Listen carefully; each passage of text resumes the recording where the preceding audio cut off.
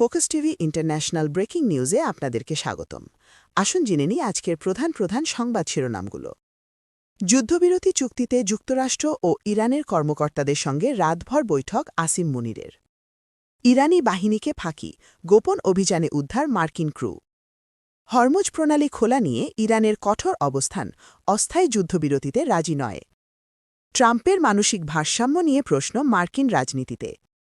বিধানসভার ফলাফলের পর হবে তৃণমূলের সব পাপের হিসাব, নরেন্দ্র মোদী। ট্রাম্পের হঠকারী সিদ্ধান্তে পুরো পশ্চিম এশিয়া ভস্মীভূত হতে পারে, ইরানের পার্লামেন্টের স্পিকার। আইআরজিসির গোয়েন্দা প্রধানকে হত্যা। একযোগে ৩ দেশে, ইসরায়েল, কুয়েত এবং সংযুক্ত আরব আমিরাতে ইরানের অতর্কিত হামলা। জ্বালানি সংকটে ইতালির ৪ বিমানবন্দর, ফুয়েল সরবরাহে কড়াকড়ি আরোপ। ট্রাম্পের অশালীন হুমকি, তেলের দাম ছাড়াল $১১০। ভূমধ্যসাগরে নৌকাডুবি, ৭০ অভিবাসন প্রত্যাশী নিখোঁজ, বাংলাদেশিসহ ৩২ জন উদ্ধার। আরও বিধ্বংসী প্রতিশোধ নেওয়ার হুঁশিয়ারি ইরানের। বিশ্ববিদ্যালয়সহ তেহরানের বিভিন্ন অংশে ব্যাপক হামলা। ভেনিসে প্রবেশ ফি চালুর সিদ্ধান্ত ইটালির।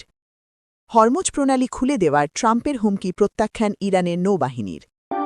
এই ছিল আজকের প্রধান আন্তর্জাতিক সংবাদ শিরোনাম। আমাদের পরবর্তী সংবাদ দেখার জন্য ফোকাস টিভির সাথে থাকুন। ধন্যবাদ।